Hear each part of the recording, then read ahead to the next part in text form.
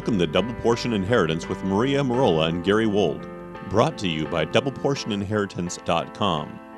Since 1981, Maria heard the call of Yahuwah to become a watchman to the house of Yisrael and to those within the traditional Christian church. She was instructed to warn them against the false doctrines and pagan traditions of men. After 25 years of studying Scripture, the word of Yahuwah came to Maria again in 2007 as she was called out of the corporate world to become a full-time intercessor and prophetic teacher. The name of the ministry, Double Portion Inheritance, was given to her after she received the revelation of the two houses of Israel from Ezekiel 37:16. The mission of this ministry is to bring together the stick of Judah and the stick of Joseph for the return of the Messiah, Yahushua.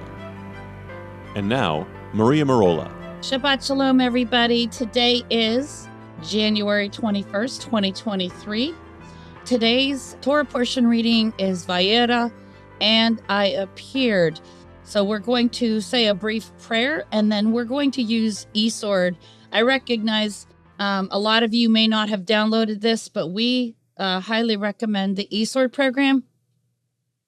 So we're going to be using the eSword program.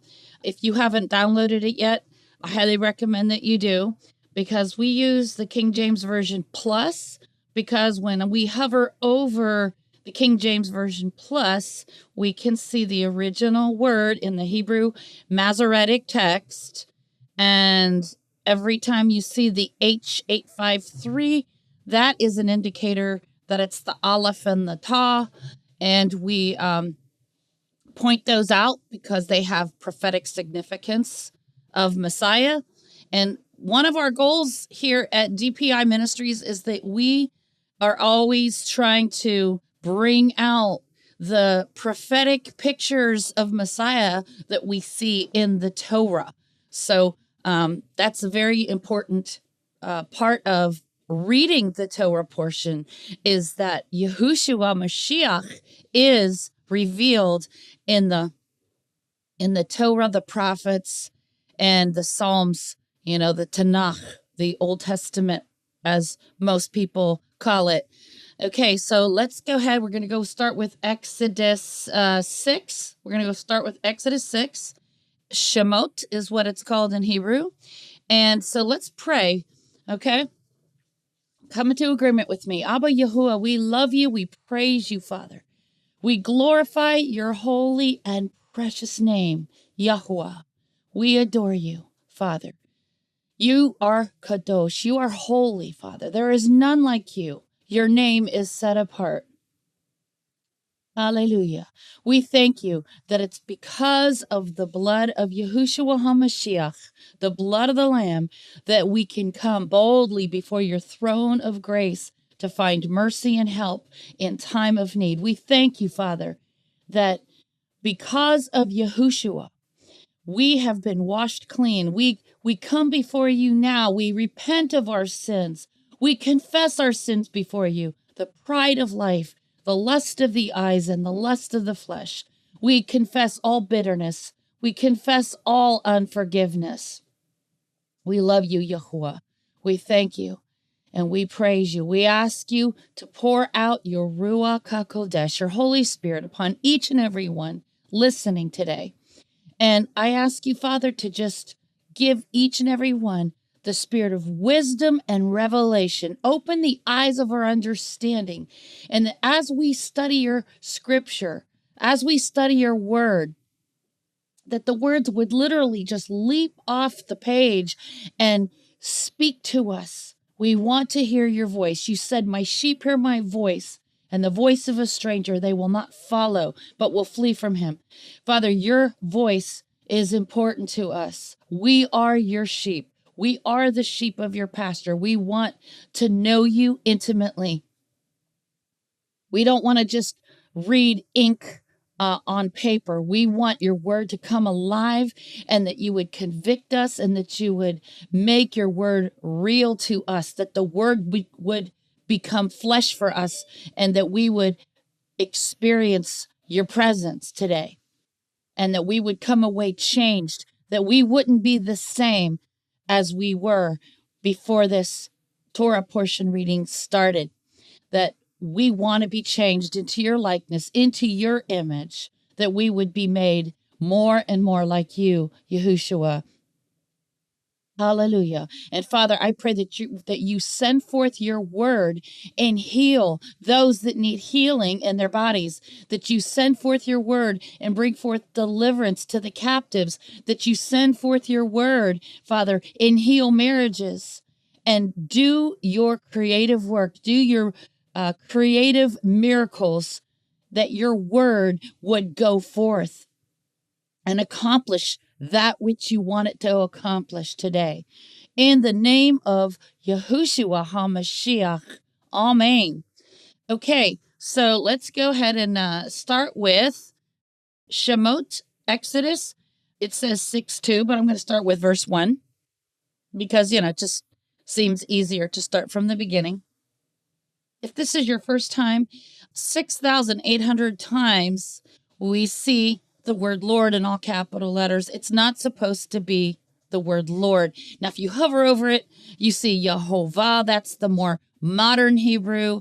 The Masoretes, they were scribes in the 10th century. They placed the vowel pointings in there. The original Hebrew language did not have the vowel pointings in it. However, there was an archaeological dig that was done proving that it was about in the days of King David, about 1000 BC, they found at an archaeological dig that the name was pronounced as Yahweh, not Yehovah. In fact, the ancient Hebrews in the days of King David, they already knew that the Yod and the Hey and the Wal, the first three letters in the Tetragrammaton, actually made vowel sounds. They doubled as not only consonants, but vowel sounds. So we know that the Father's name is Yahweh. That's how I pronounce it, Yahweh. Okay? And even to this day, the Cherokee still pronounce it as Yahweh. And some of the Cherokee, they come from the lost tribes of Israel. So we go by the Yahweh pronunciation. And the Vav in modern Hebrew used to be a wah, W sound. Even the Jewish Encyclopedia tells us this. So it's not something that we're making up. I've been accused of making up my own Hebrew language, but that's not the case. We have plenty of archaeological and historical evidence for the name Yahweh. So every time we see the word Lord, we're going to say Yahweh. And every time we see God, there's a pagan deity named Baal God, and we don't use God because it sounds just like this pagan deity Baal God. So every time I see God, I say the word Elohim. Okay, and so I'm going to be restoring some of the names. Like instead of Jacob, I will say Jacob and so forth. So just so you know, if this is your first time, I pray that Yahuwah blesses you as we go through these with the Hebrew names in it. Okay.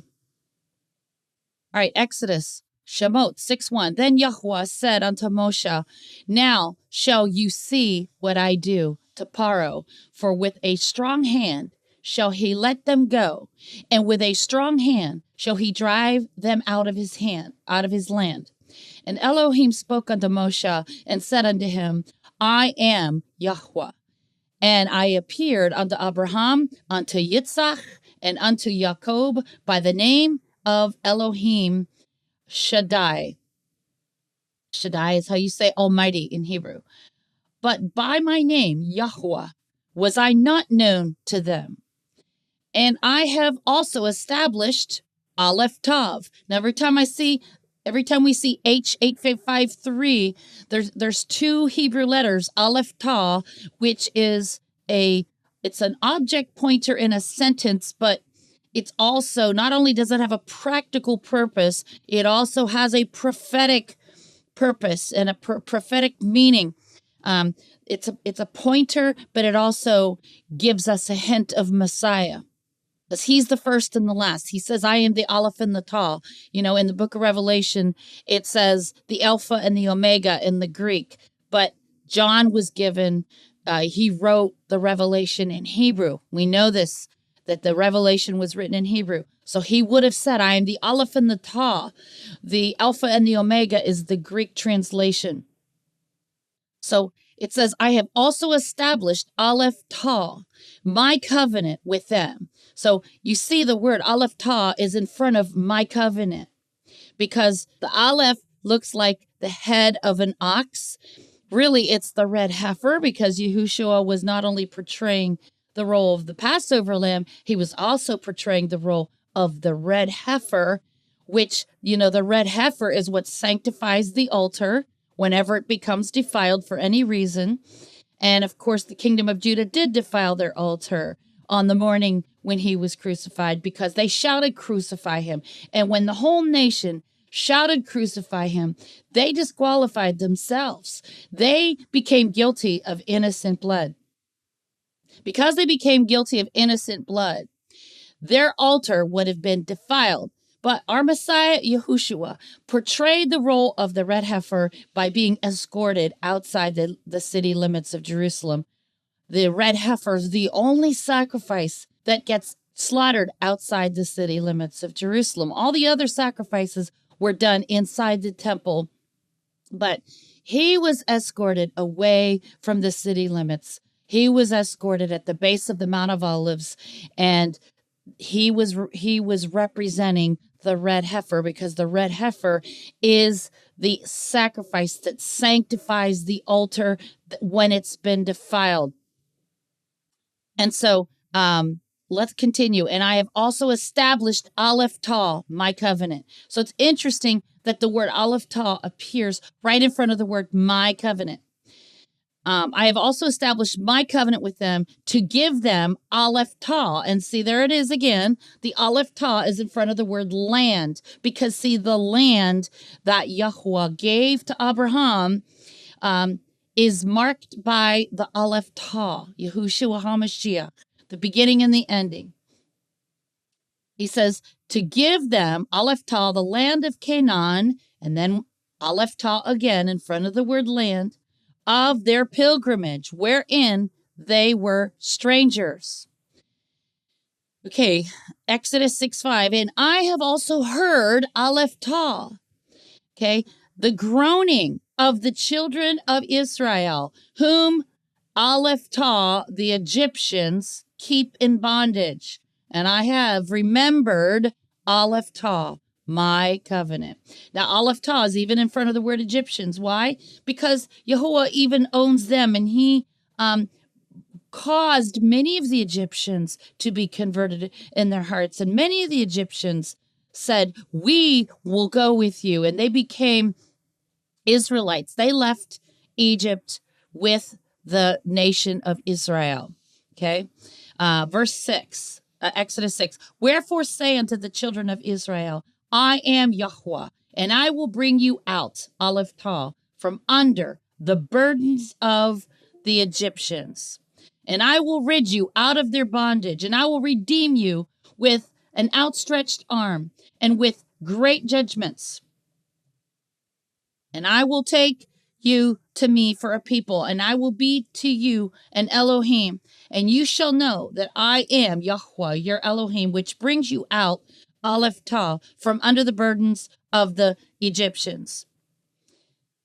And verse 8, and I will bring you in, Aleph Tau, unto the land concerning the which I did swear, Aleph Tau, to give it to Abraham, to Yitzchak, and to Jacob, and will give it you for an heritage. I am Yahuwah. Verse 9, and Moshe spoke unto the children of Israel, but they hearkened not unto Moshe for anguish of spirit and for cruel bondage. So what it's basically saying is that they were bitter in their hearts. They were downcast. And so because of their, emotional and spiritual condition, they were in anguish that they didn't hearken to Moshe. They were so downcast, they didn't believe him. And Yahuwah spoke unto Moshe, saying, go in, speak unto Paro. And you're wondering why I say Paro, because that is how it is pronounced in Hebrew. Paro. Go in, speak unto Paro, king of Mitzrayim. That's Mitzrayim is how you say Egypt, okay, in Hebrew. Go in, speak unto Paro, king of Mitzrayim, that he let, and Aleph Tah, the children. See, the Aleph Tah is in front of the word children, because the Aleph Tah, Yahushua, is the owner of the children of Israel. Go out of his land. So Yahweh is telling Moshe, go and speak to Paro that he let the children of Israel go out of his land. And then in Exodus 6:12, and Moshe spoke before Yahweh, saying, behold, the children of Israel have not hearkened unto me. How then shall Paro hear me, who am of uncircumcised lips? Now, I find that fascinating that Moshe says that he is of uncircumcised lips. And this word uncircumcised is aral, and it says exposed, projecting loose, uncircumcised, still having the prepuce uncurtailed. Lips is safa. So it's interesting because this kind of reminds me of in Isaiah chapter 6 when Yeshayahu, Isaiah, is, saying to Yahweh, here am I, send me. But then he says, but, I am a man of unclean lips. He says he's a man of unclean lips. And, when I looked at that word, it has to do with languages of the nations, languages of the nations. In other words, he wasn't, he dwelled among a people of an unclean language. Because see, all the languages of the nations were started at the Tower of Babel. Prior to the Tower of Babel, everyone spoke one language. And we know that one language was the same language that Yahweh taught to Adam and Eve at the Garden of Eden. It was the ancient Hebrew language, which is of a heavenly origin. Okay, so here's Moses. He was raised as an Egyptian. He was raised under the roof of Paro, and he's telling Yahweh, I'm a man of uncircumcised lips. And some people have speculated that perhaps Moshe was, he had a stuttering problem. He had a stammering problem. But what's interesting, and it just kind of reminds me of this. I'm just trying to be led here by the Ruach HaKodesh. Just go with me briefly to Isaiah 28 and verse 11. And, the way that Yahweh said he was going to reach those in the nations from the house of Ephraim, the 10 lost tribes that were divorced, he says, for with stammering lips and with another tongue will he speak to this people. And what's interesting is when you look up this word stammering, it's la'ag. It's a Hebrew word. It means to mock a foreigner. It means to speak unintelligibly. See, this is what the gift of speaking with other tongues is. And many people within the Hebraic community have misunderstood the gift of tongues, and they say, oh, but it's gibberish. Well, you're right. It is gibberish, and it is meant to sound like gibberish because Yahweh is restoring to the people his pure language. And it started at the book of Acts chapter 2 when the Ruach HaKodesh was poured out on the disciples there in Jerusalem.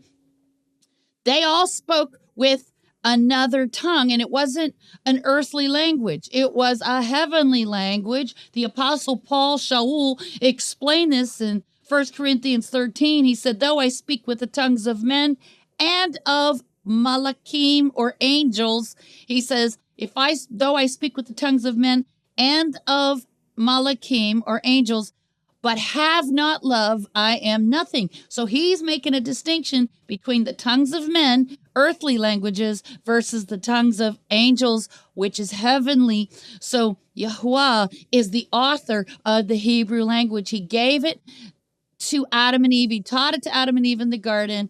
We know this because in Genesis chapter 1, right here, Genesis 1:1, it says, in the beginning, Elohim created, and then it says Aleph Tah right here, the heaven and the earth. So he created the Aleph Tah, the Hebrew alphabet, starts with the Aleph and it ends with the Ta. He created the Hebrew alphabet. And from those letters, we have the language, the pure language of heaven, which is the ancient Hebrew language. And the whole earth spoke this language until the Tower of Babel, and Yahuwah confused, and he confused and confounded the languages at Babel, and thus we have the languages of the nations. But what did he do on that famous day in Acts chapter 2? He began to unscramble the languages of the nations. He wasn't giving them more languages of the nations. That wasn't what Yahuwah was doing. He was beginning to unscramble the languages of nations, and they received a heavenly language. And why is it gibberish? Why does it sound like gibberish? Because it's encrypted. The devil can't understand what's being said. He can't understand what's being spoken. But when we speak in his unknown earthly language, that word in the Greek, in Acts chapter 2, when it says they spoke with other tongues, it literally means a language that can't be learned. It's an unlearned tongue. It's something you can't learn. It's of supernatural origin. It's a language that you can only receive by the Ruach HaKodesh. And when we speak that language, regardless of what nation we come from, guess what? It reaches the throne, and the Father Yahuwah hears it in his pure language. So even though we're like Isaiah, we come from a place where they speak an unclean language. We come from a place where they speak an uncircumcised lip. Guess what? Yahuwah has given us the ability to communicate with him by the Ruach, and even though we speak with unclean lips, he interprets our language, and he hears it in his pure tongue. So I highly encourage you to ask him to give you the gift of speaking with angelic, unlearned tongues. It is a powerful gift. It's not necessary for salvation, but it's a powerful gift. And, I received it back in 1981, and it revolutionized my prayer life. And I highly recommend it. So I know it seems like, well, why is she going down this rabbit trail? Well, because I'm asking Yahuwah to lead me by the Ruach. And when I read this part where Moses is saying that he's a man of uncircumcised lip, this is what I was coming to me as I was reading this, is that the uncircumcised lip, some people have speculated that he had stammering lips, that he was, you had a stuttering problem. And so Yahuwah said that he would speak to Moshe, speak to the people through his brother Aaron. Okay? And so right here it says, and Yahuwah spoke unto Moshe and unto Aharon, and gave them a charge unto the children of Israel and unto Paro, king of Mitzrayim, to bring Aleph Tah, the children of Israel, out of the land of Mitzrayim. Okay? And so in verse 14, these be the heads of their fathers' houses, the sons of Reuben, the firstborn of Israel, Hanok, and Palu, Hezron, and Carmi. These be the families of Reuben. And the sons of Shimon, Yamuel, Yamin, Ohad, and Yakin, Zohar, Shaul, the son of a Canaanitish woman. These are the families of Shimon. And these are the names of the sons of Lewi. Now, in ancient Hebrew, it would have been more of a W sound, not a V sound, Lewi. In modern times, we say Levi, but, I'm pretty certain it was pronounced Lewi. These are the sons of Lewi according to their generations, Gershon and Kohat and Merari.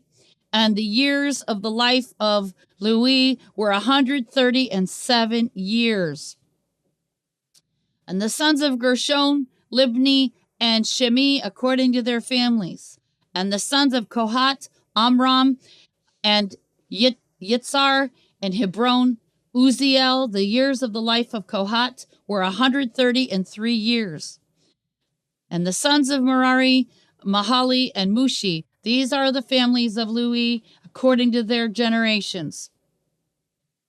And Amram took him Alephah, Jochebed, his father's sister, to wife, and she bare him Alephah, Aharon, and Moshe. And the years of the life of Amram were 137 years. Now, Jochebed, that's the mother of Moses, and her name literally means Yahuwah glorified. Isn't that interesting? Yahuwah glorified. And the sons of Yitzhar, Korah, Nepheg, Zikri, and the sons of Uziel, Mishael, Elzaphan, and Zithri. I don't think you pronounce it as a TH sound. It's more of a Zitri. And Aharon took him, Alephah, Elisheba, daughter of Aminadab, sister of Naashon, to wife, and she bare him Alephah, Nadab, and Abihu, and Alephah, Eleazar, and Itamar. And the sons of Korach, Asir, Elkanah, Abiasaph, these are the families of the Korites. And Eleazar, Aharon's son, took him one of the daughters of Putiel to wife, and she bare him Alephah, Phinehas. It's really in Hebrew, it's Pinchas, but in English they say Phinehas, but it's really Pinchas. These are the heads of the fathers of the Luites according to their families. These are that Aharon and Moshe, to whom Yahweh said, bring out Alephah, the children of Israel, from the land of Mitzrayim, according to their armies. These are they which spoke to Paro, king of Mitzrayim, to bring out Alephah, the children of Israel, from Mitzrayim. These are that Moshe and Aharon. And it came to pass on the day when Yahweh spoke unto Moshe in the land of Mitzrayim, that Yahweh spoke unto Moshe, saying, I am Yahweh, speak you unto Paro, king of Mitzrayim, Alephah, all that I say unto you. And Moshe said before Yahweh, behold, I am of uncircumcised lips. He says it again. And how shall Paro hearken unto me? So he's feeling insecure because he has this speech impediment. But Yahweh gave him his brother, Aharon, to be his spokesman. Okay.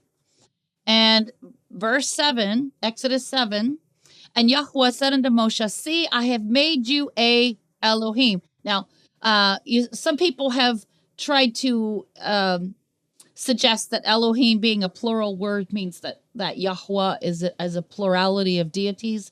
That's not the case. You have to understand that in the Hebrew language, the Elohim in the lowercase is referring to pagan deities sometimes, but it can also refer to magistrates. It can also refer to leaders in the assembly, right? It can be referring to judges, rulers, leaders in the assembly. It can also be referring to angels, whether fallen angels or whether angels of Elohim. But then in the uppercase, Elohim, it just means that he's the Elohim of all other Elohims. He's the Elohim that supersedes all the others. So it's not that he's a plurality of deities. It's that he is the Elohim that supersedes all of them. And he's only plural in function, not in personhood. The Trinitarian doctrine would teach that Elohim is three. He's not three. We are told in Deuteronomy 6:4, the Shema, hear, O Israel, Yahweh, our Elohim is Echad, one. He's one, he's one entity.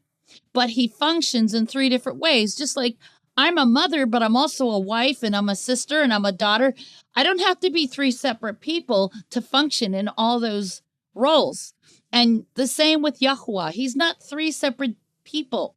He's one, but he functions as the Father. He functions as the Son. He functions as the Ruach HaKodesh for our benefit. Okay, so I just wanted to clear that up because people squabble all the time over this word Elohim. I'm trying to clear that up for you. So he says, I have made you an Elohim to Paro, and Aharon, your brother, shall be your prophet, Nabi. So the word prophet is Nabi. And the plural is Nabiym. Okay. Exodus 7:2. You shall speak Aleph Tah, all that I command you, and Aharon your brother shall speak unto Paro that he send Aleph Tah, the children of Israel, out of his land. And verse 3, and I will harden Aleph Tah, Paro's heart. See, Yahweh is even has full control over Paro's heart. That's why we see the Aleph Tah in front of Paro, because he's the one that's controlling his heart. We read in the book of Proverbs, it says the hand of Yahweh is upon the heart of the king, and he can turn it any way he wants to turn it. So that's why we see the Aleph Tah in front of Paro. And I will harden Aleph Tah, Paro's heart, and multiply Aleph Tah, my signs and my wonders in the land of Mitzrayim.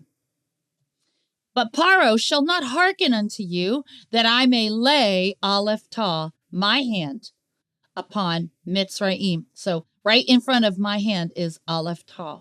Because who is the arm? We read about this in the book of Isaiah.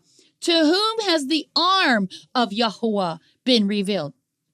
We know that Yahuwah is a spirit.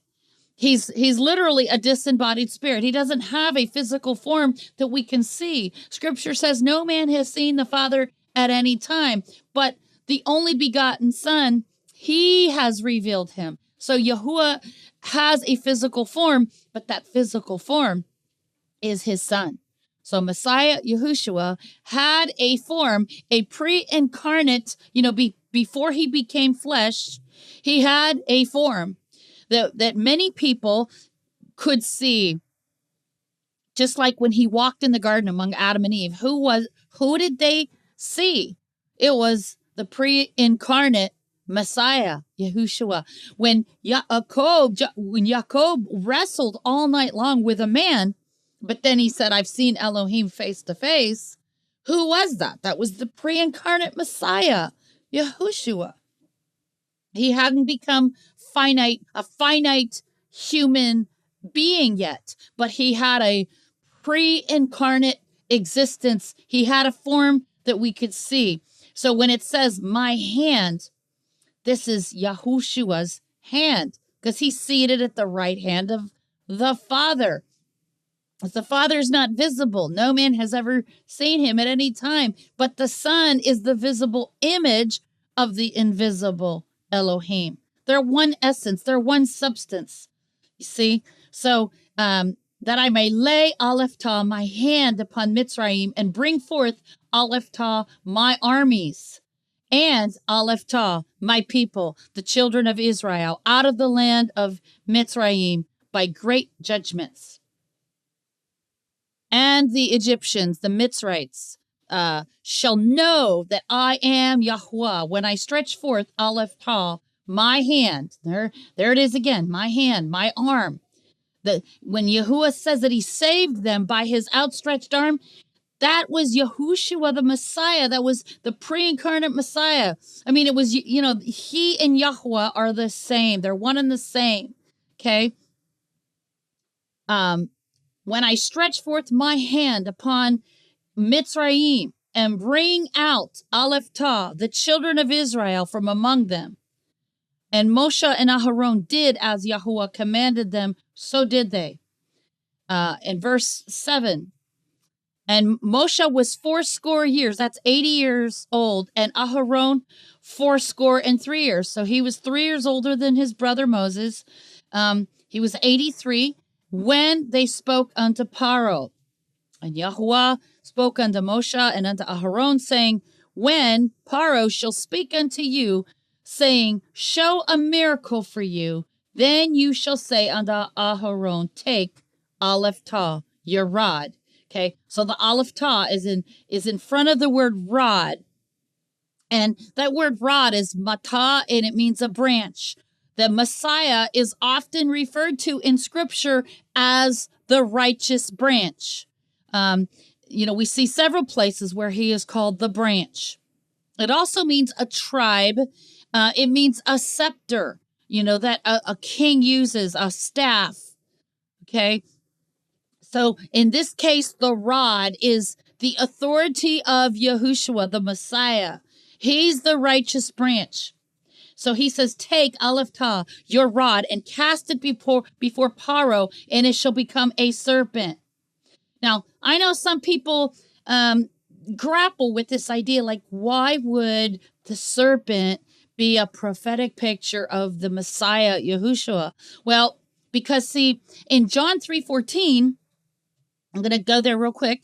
In John 3:14, we read the words of the apostle Yahuchanan, John, and he says, and as Moshe lifted up the serpent in the wilderness, even so must the Son of Man be lifted up.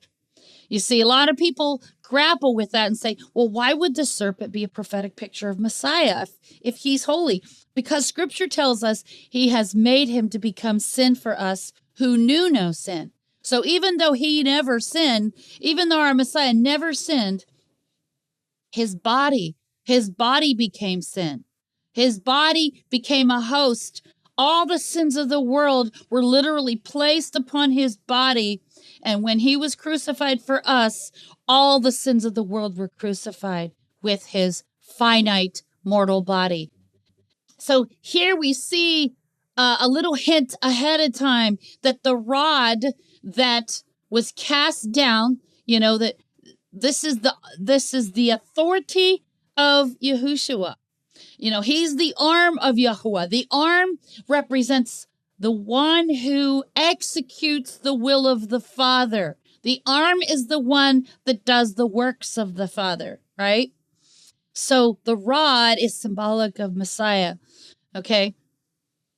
And so when he cast it down, it became a serpent. So we already see ahead of time, but over here, the word serpent isn't the typical word we see in Scripture for serpent, which is saraf. In this instance, it's the word tanim.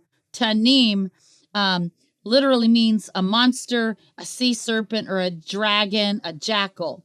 So that's interesting that they chose to use that in this instance. It's not called the saraf, it's a jackal or a dragon. So that's kind of interesting. Okay, then in verse 11, then Paro also called the wise men and the sorcerers, and now the magicians of Mitzrayim, they also did in like manner with their enchantments. So they could, the devil imitates. He counterfeits. That's why this past week I posted on Facebook about the six-pointed star that everybody thinks it's of, the devil, and it's the star of Moloch. Look, the devil counterfeits everything. He tries to hijack everything. But, and I'll just try to show this to you just briefly because I want to make my point here so people understand where I'm coming from, that Hasatan is a counterfeiter. That's all he knows how to do. He's not a creator. He can't create anything. Okay. But here we have the picture of Messiah in the pomegranate, and you see the six-pointed star on top. He's the king of the world. The six-pointed star is a picture of Yahushua. He is the star of Jacob. It mentions this in Numbers 24:17. He is the bright and morning star. In Revelation 22:16, he says, I am the bright and morning star. Okay. And it represents the crown. He's the king of the world. That's why there's a six-pointed crown on top. Okay. And the many seeds inside the pomegranate are symbolic of the seed of Abraham. See, and they look like drops of blood. So let's go back to So anyway, yes, I understand that the devil has tried to hijack the six-pointed star. We get that. But he does that with everything. The devil's tried to hijack the cross. The Catholic Church uses the cross, but they put a dead Jesus on it. The crucifix. We don't display the crucifix. He's not dead anymore. He's not hanging on that cross anymore. He's alive. He is risen. So we don't display that. But the empty cross is a prophetic picture of Messiah's finished work. So we don't treat the cross as something pagan. If the devil wants to treat it as something pagan, to take the the tension off of Messiah and to put it on to him, that he does that. So I'm not going to give him any credit for these pagan symbols, because they didn't start out as pagan symbols. They started out as prophetic pictures of Messiah. So I'm not going to give the devil credit for something that Yahweh has always intended to be a picture of him. So you see, the sorcerers of Paro did the exact same miracle as Moses. Okay, so when they cast down the rod, it became a serpent. And guess what happened? Aaron's rod swallowed up Aleph Tav, their rods. So you see, the authority of Messiah Yahushua, the Aleph Tav, his rod swallowed up their rod. Okay?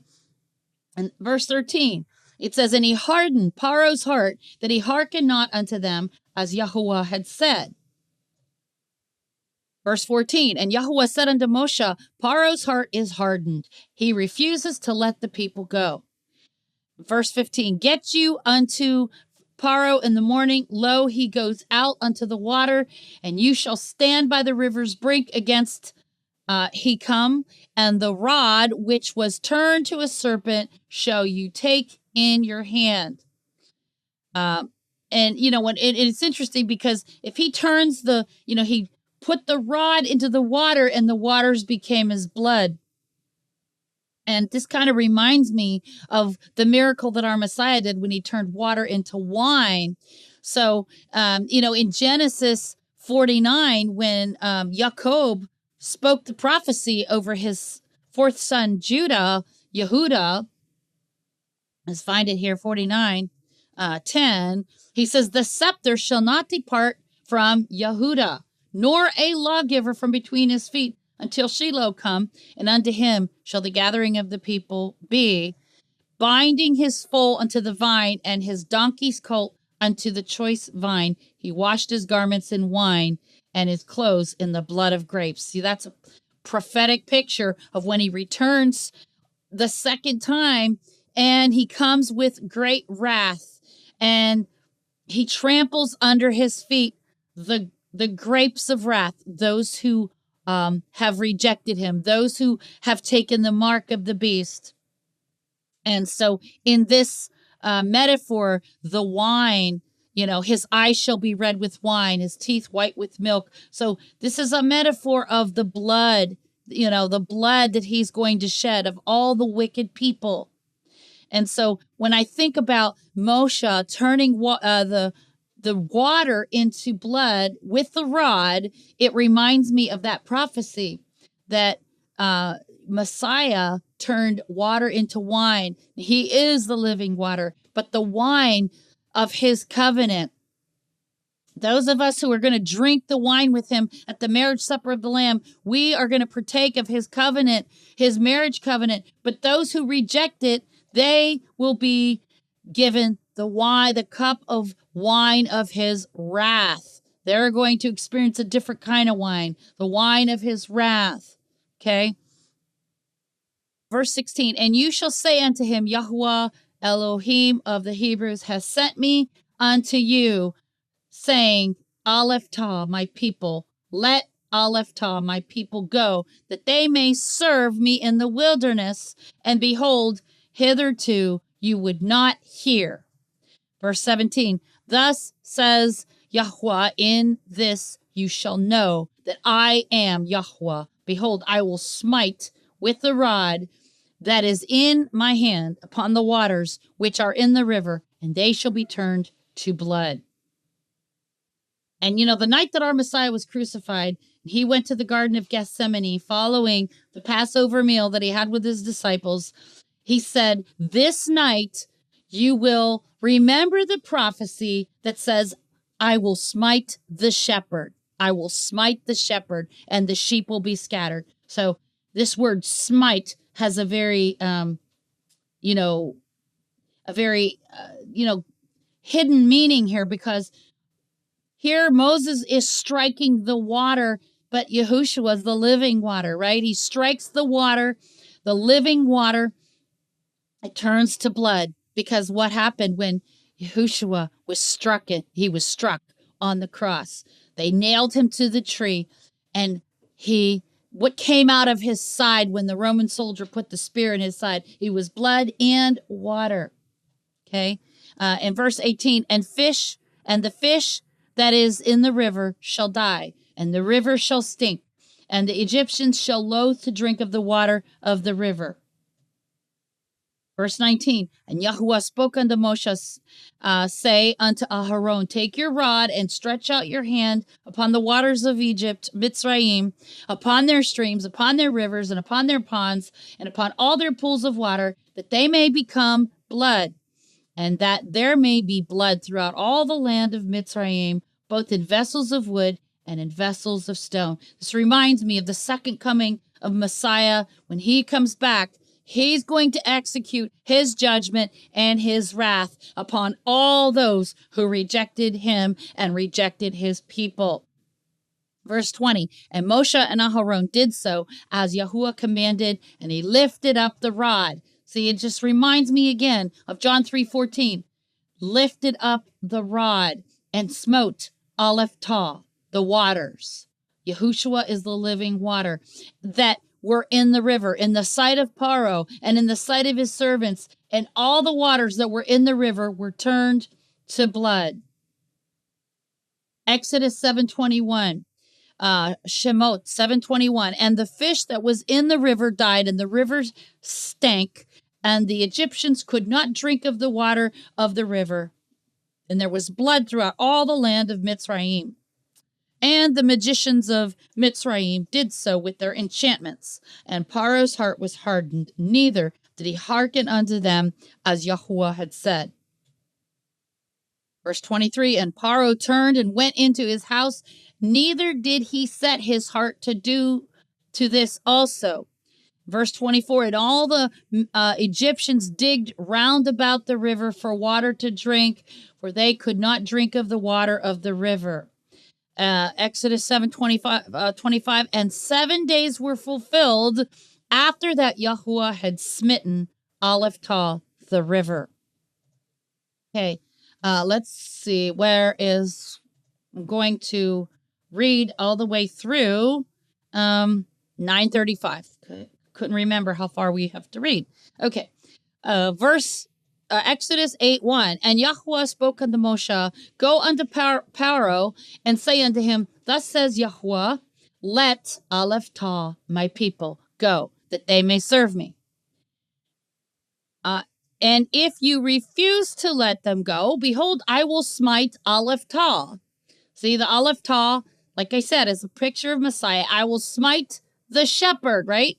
See, the shepherd, it was smitten for us in the same manner that Yahuwah had smitten Egypt. Okay, because in these days it was the Egyptians being smitten, but when the Son of Man came to earth, he was smitten for all sinners, and that included the Gentiles, the nations who accepted him.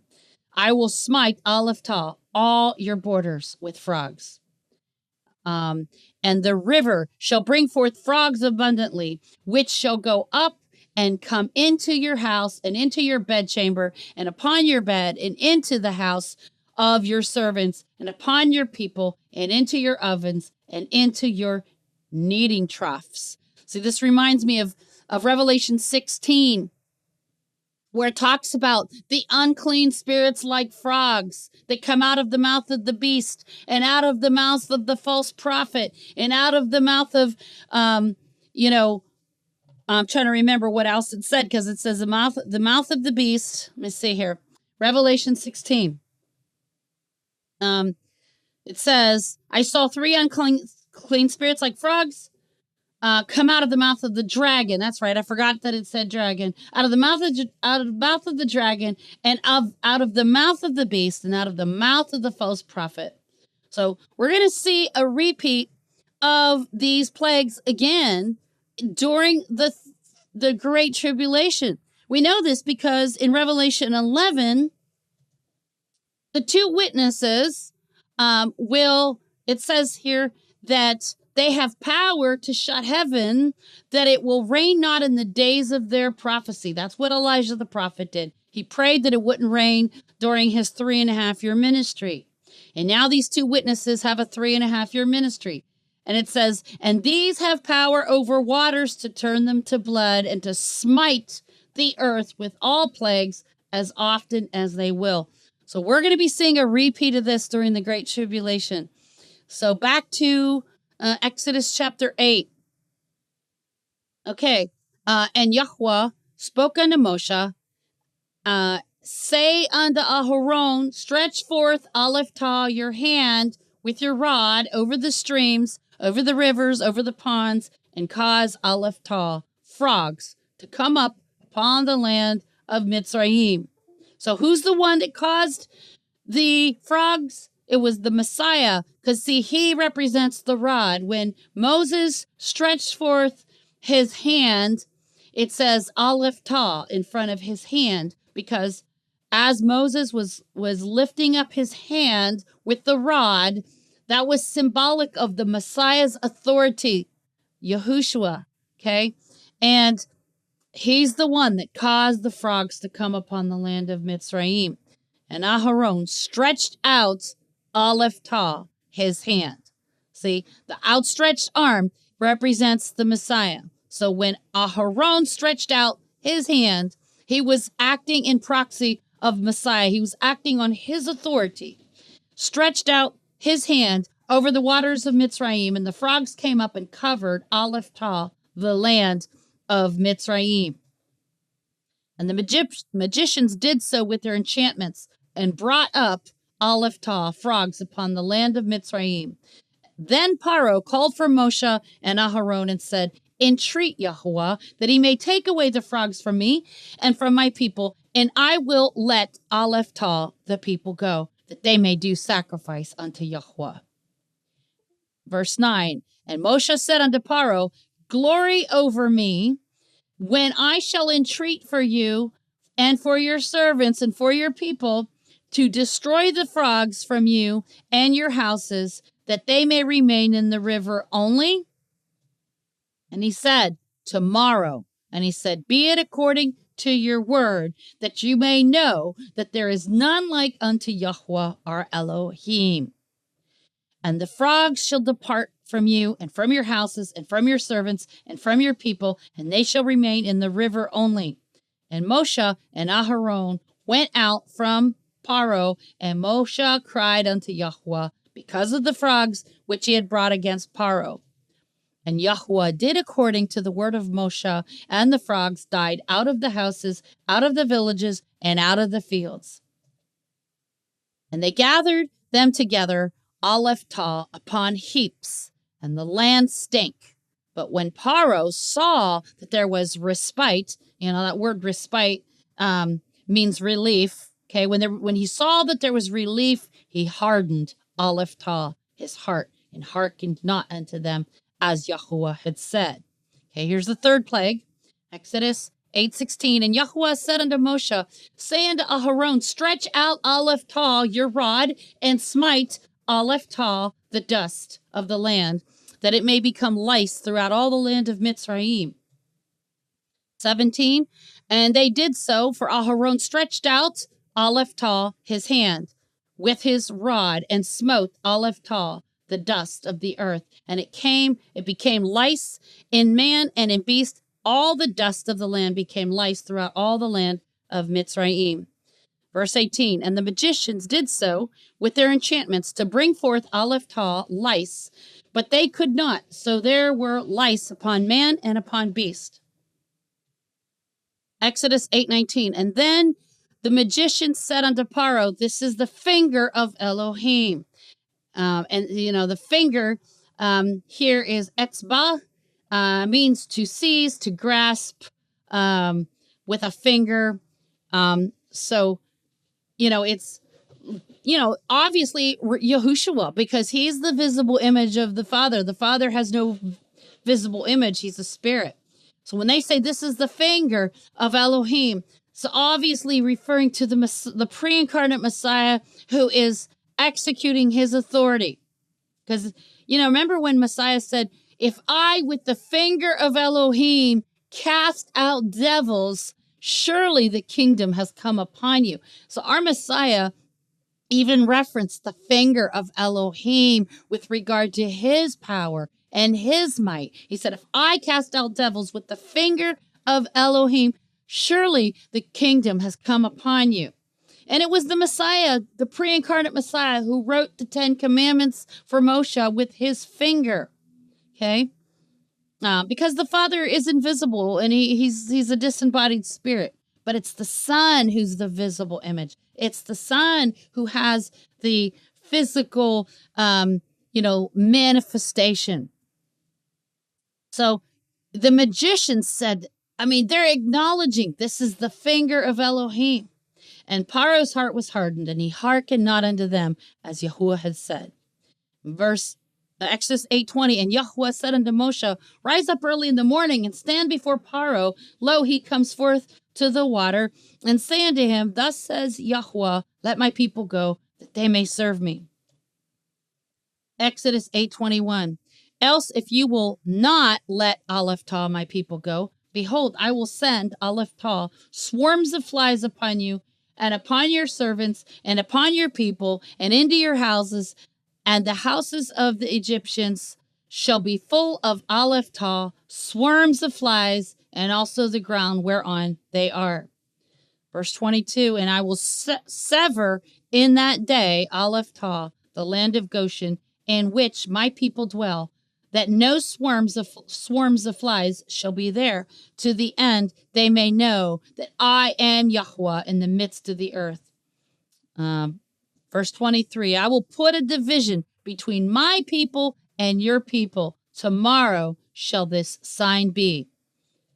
Verse 24, and Yahuwah did so. There came a grievous swarm of flies into the house, and Paro into his servants' houses, and into all the land of Mitzrayim. The land was corrupted by reason of the swarm of flies.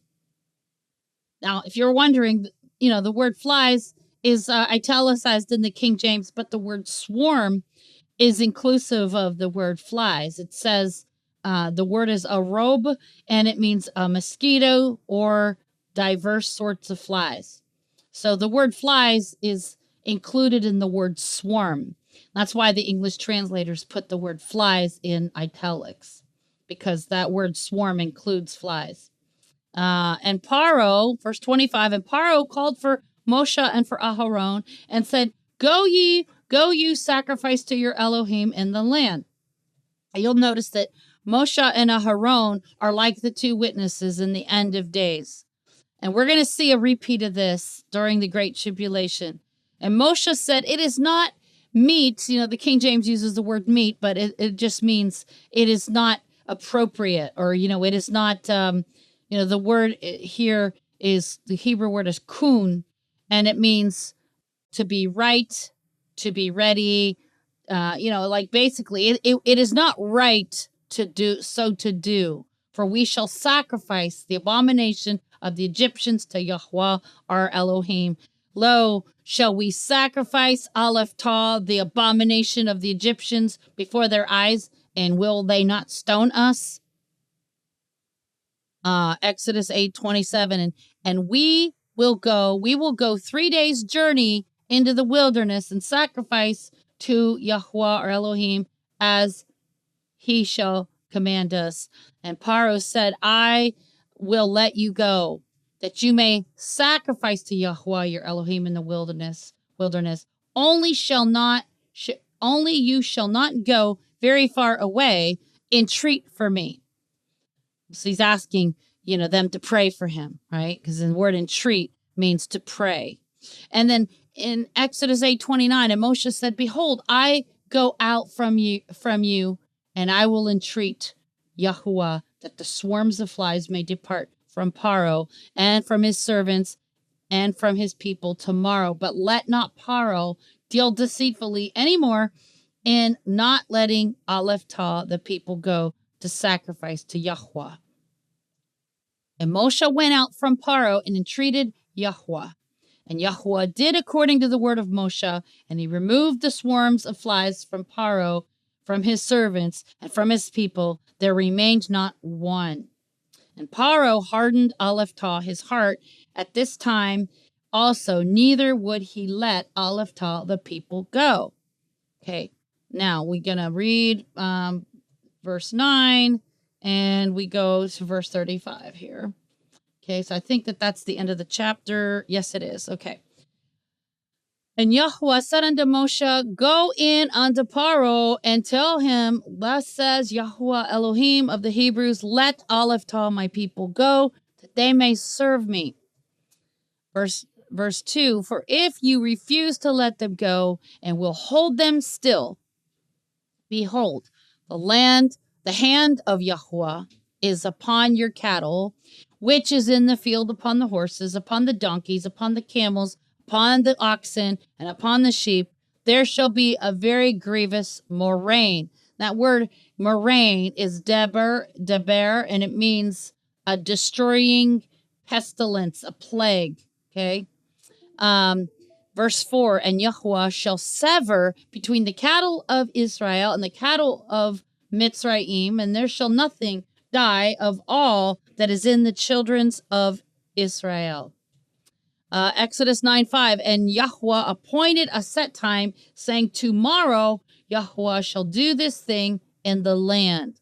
And Yahuwah did Aleph Tah, that thing on the morrow, and all the cattle of Mitzrayim died, but of the cattle of the children of Israel died not one. Verse 7, and Paro sent, and behold, there was not one of the cattle of the Israelites dead. And the heart of Paro was hardened, and he did not let Aleph Tah, the people, go.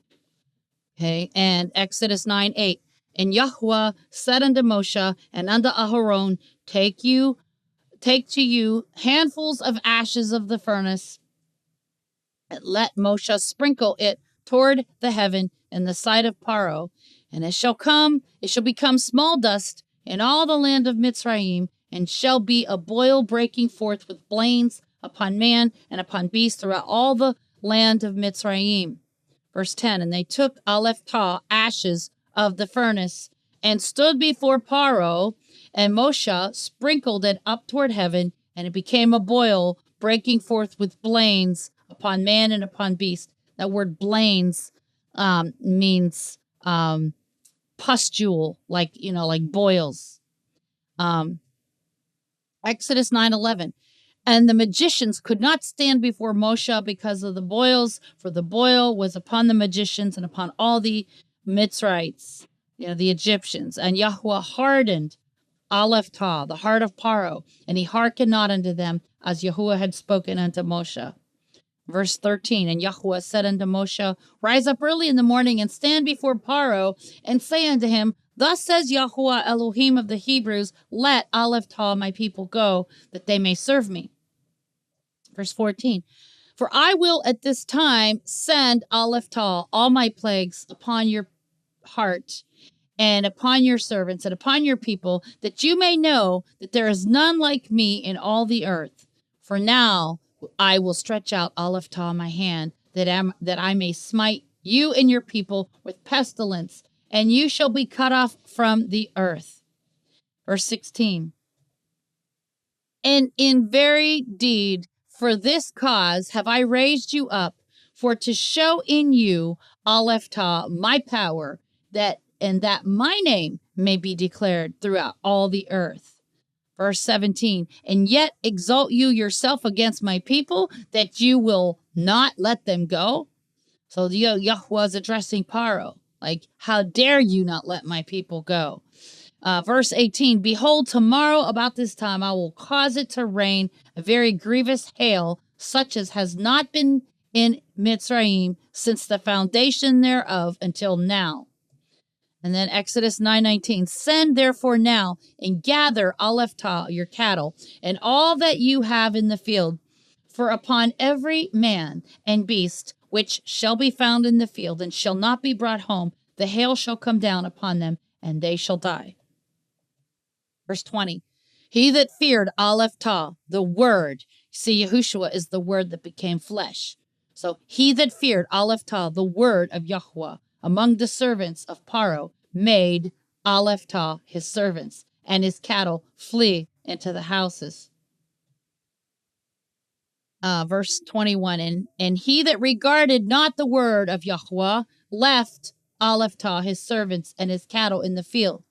And Yahuwah said unto Moshe, stretch forth Alephah your hand toward heaven, that there may be hail in all the land of Mitzrayim, upon man and upon beast, and upon every herb of the field throughout the land of Mitzrayim.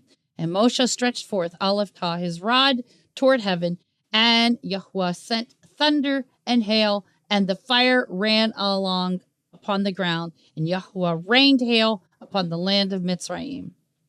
Verse 24, so there was hail, and fire mingled with the hail, very grievous, such as there was none like it in all the land of Mitzrayim since it became a nation.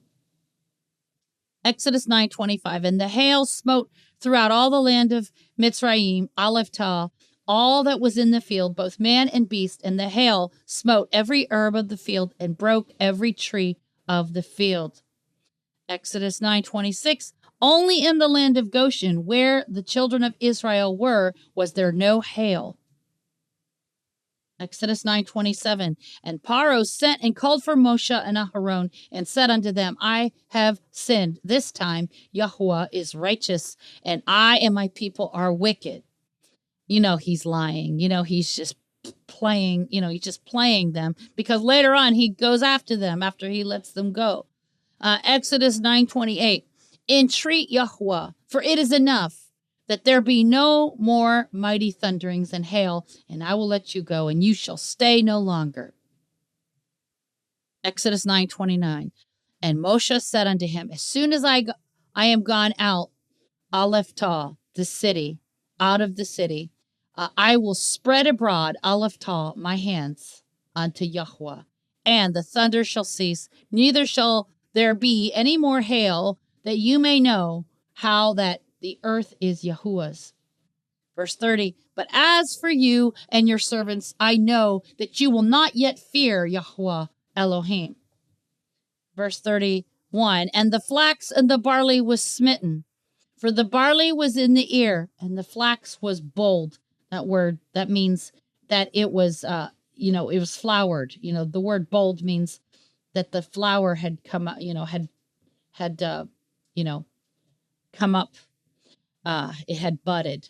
But the wheat and rye were not smitten, for they were not grown up.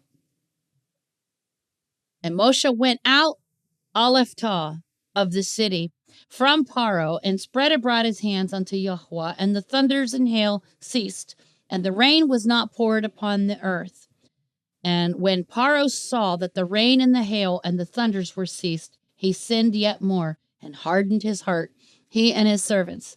And the heart of Paro was hardened, neither would he let Alephah, the children of Israel, go, as Yahuwah had spoken by Moshe. Okay, so let's go to, we're going to go to Ezekiel 28. We're going to read starting with verse 25, and we're going to go to Ezekiel 29:21. So go with me to Ezekiel 28:25. All right.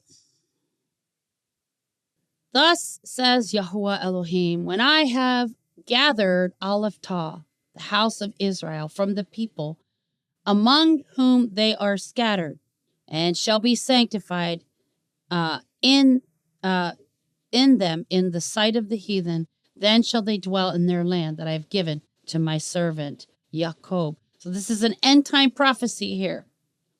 This is describing the end times. And they shall dwell safely therein, and shall build houses and plant vineyards. Yea, they shall dwell with confidence when I have executed judgments upon all that despise them round about them. And they shall know that I am Yahweh, their Elohim. Okay, and then we're going to go to verse 21. Okay. In the 10th year, in the 10th month, in the 12th day of the month, the word of Yahweh came unto me, saying, Son of man, set your face against Paro, king of Mitzrayim, and prophesy against him and against all Mitzrayim. Speak and say, Thus says Yahweh Elohim, Behold, I am against you, Paro, king of Mitzrayim, the great dragon that lies. So he's referring to Paro as the great dragon. See, because every empire that has ever been upon the earth, starting with Egypt, Assyria, Babylon, Medo-Persia, Greece, and then Rome, and then Great Britain, and now America became a superpower in 1945 under the Yalta Agreement. Every empire has been, part of the beast system, part of the dragon. But see, at that time, the dragon was, Egypt. It was Paro.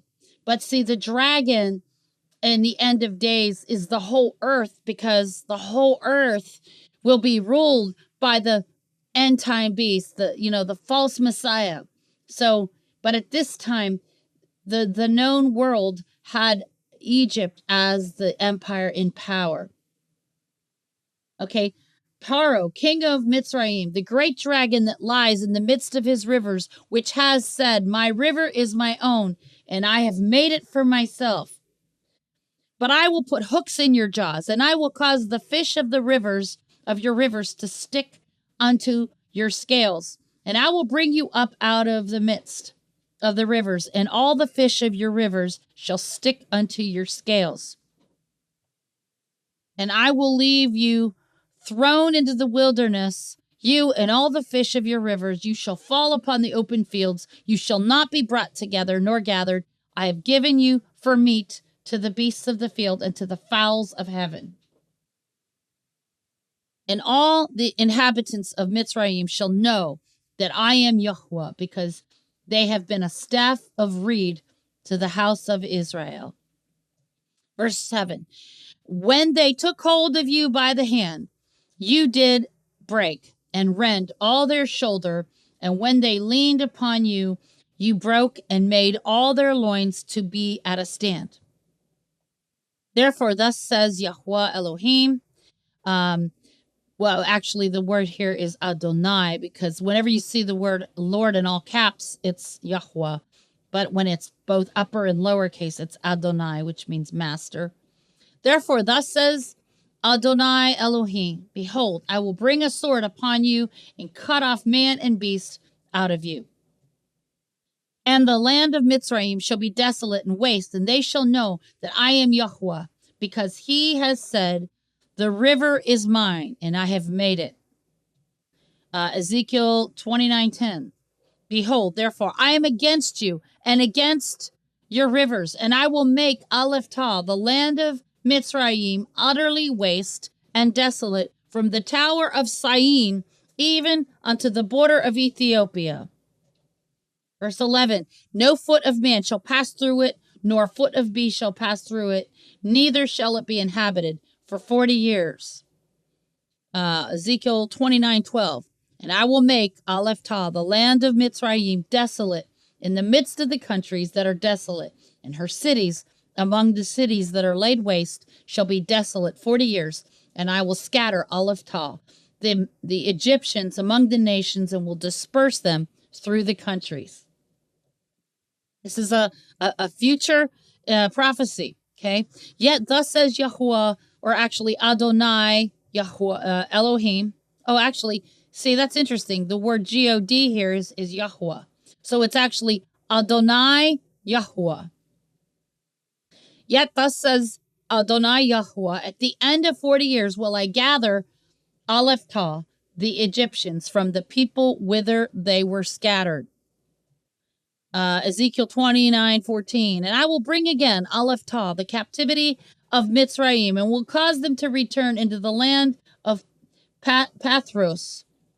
That's part of Egypt, into the land of their habitation, and they shall be their base kingdom. The word base means humble, low. They will be brought low. Ezekiel 29:15. It shall be the basest of the kingdoms. In other words, the lowest of kingdoms. Neither shall it exalt itself any more above the nations, for I will diminish them, that they shall no more rule over the nations. And it shall be no more the confidence of the house of Israel, which brings their iniquity to remembrance, when they shall look after them, but they shall know that I am Adonai Yahuwah. And it came to pass in the 27th year, in the first month, in the first day of the month, the word Yahuwah. See, now, something to understand here. It doesn't have the of the in there. Okay, whenever you see this word of the Lord, it's really just Yahuwah. So the word Yahuwah is really Messiah, because he's the word. He's the word that became flesh. So the word Yahuwah came unto me, saying, Son of man, Nebuchadnezzar, king of Babylon, caused Aleph Tau, his army, to serve a great service against Tyrus. Every head was made bald, and every shoulder was peeled.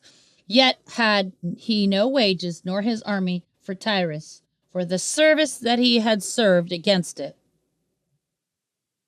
Verse 19. Therefore, thus says Adonai Yahuwah, Behold, I will give Aleph Tau, the land of Mitzrayim, unto Nebuchadnezzar, king of Babylon. And he shall take her multitude, and take her spoil, and take her prey, and it shall be the wages for his army. So this already happened once, but we're going to see the fulfillment of it again, because see, history repeats itself.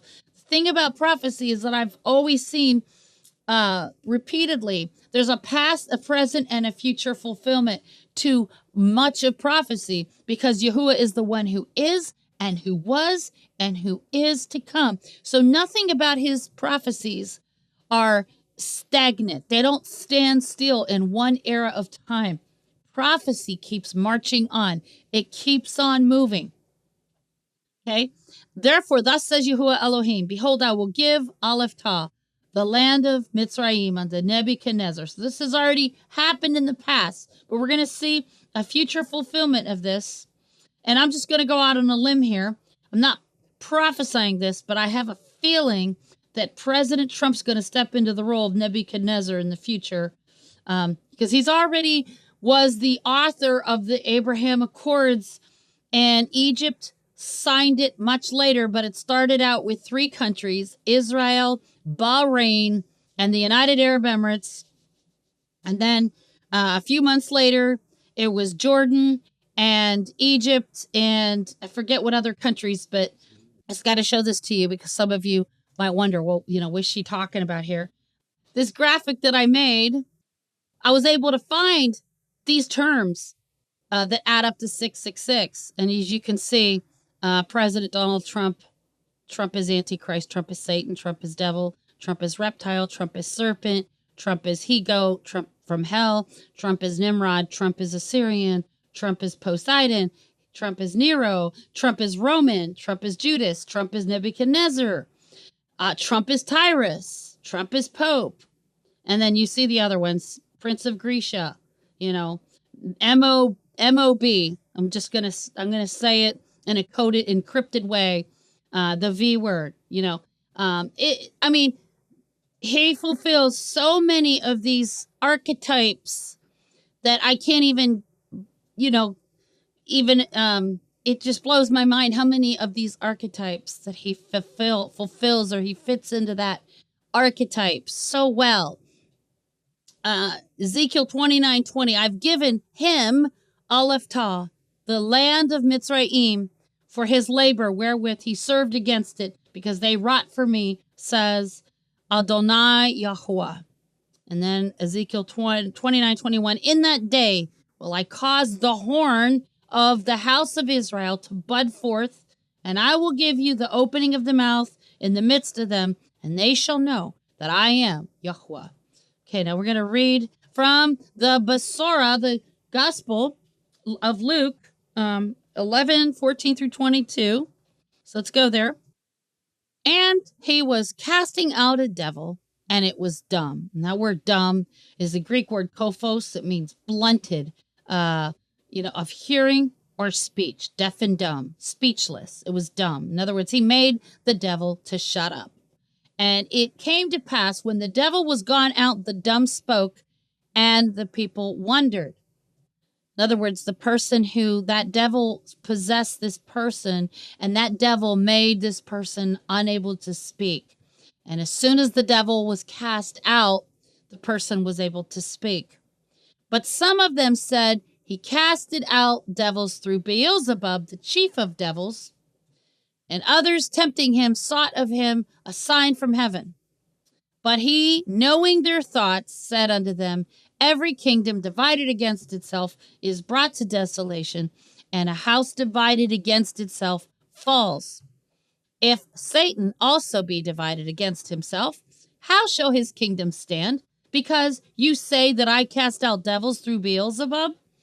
And if I by Beelzebub cast out devils, by whom do your sons cast them out? Therefore shall they be your judges. But if I with the finger of Elohim, there it is, the finger of Elohim. See, this is what I was saying earlier, that the finger of Elohim is Yahushua's authority. He's the one that wrote the commandments with his own finger. And he says, if I with the finger of Elohim cast out devils, no doubt the kingdom of Elohim is come upon you. When a strong man armed keeps his palace, his goods are in peace. But when a stronger than he shall come upon him and overcome him, he takes from him all his armor wherein he trusted and divides his spoils. He that is not with me is against me, and he that gathers not with me scatters. Okay, let's go to verse 22. I already went past my one verse. Okay, no problem. Let's go to 2 Corinthians 6:14. 2 Corinthians 6:14. Okay. Be you not unequally yoked together with unbelievers, for what fellowship has righteousness with unrighteousness, and what communion has light with darkness, and what concord has Mashiach with Baal? Or what part has he that believes with an infidel or an unbeliever? Verse 16, and what agreement has the temple of Elohim with idols? For you are the temple of the living Elohim, as Elohim has said, I will dwell in them and walk in them, and I will be their Elohim, and they shall be my people. Wherefore, come out from among them, and be you separate, says Yahuwah, and touch not the unclean thing, and I will receive you. Now, just a little tidbit here. When you see the word Kyrios in Greek for the word Lord, there's actually 3 different words in the Greek New Testament for Lord. And 2 of the instances, it's the word despotes or it's the word oikodespotes. When it's one of those 2 words, it just means a ruler of a household or a husbandman, like a leader of a family, a landlord, that type of thing. But whenever you see the word Lord and it's Kyrios, it literally is talking about the supreme deity. So it's supposed to be Yahuwah. Okay? So he says, wherefore come out from among them and be you separate, says Yahuwah, and touch not the unclean thing, and I will receive you. 2 Corinthians 6:18, and will be a father unto you, and you shall be my sons and daughters, says Yahuwah Elohim, the Almighty, I should say. So that would be Adonai, or Al Shaddai. Whenever you see Almighty, it's Al Shaddai in Hebrew. Thus says Yahuwah El Shaddai. Okay, so let's go to 7. Read up. I'm just going to read 7 verse 1. Having therefore these promises, dearly beloved, let us cleanse ourselves from all filthiness of the flesh and spirit, perfecting holiness in the fear of Elohim. Okay? Shabbat Shalom. Yahuwah bless you and keep you. Yahuwah make his face shine upon you and be gracious unto you. Yahuwah lift up his countenance upon you and give you shalom. We hope you've enjoyed today's broadcast and that you are encouraged in your walk with Messiah. For more teachings, subscribe to our YouTube channel and click the bell to be notified of our latest content. Visit Maria's many blogs at doubleportioninheritance.com. That's doubleportioninheritance.com. This ministry is made possible by the prayers and support of listeners like you. To make a donation by PayPal or Venmo.com, use the email address doubleportioninheritance@gmail.com. That's doubleportioninheritance@gmail.com. On behalf of Maria and Gary at Double Portion Inheritance Ministries, may Yahuwah bless you.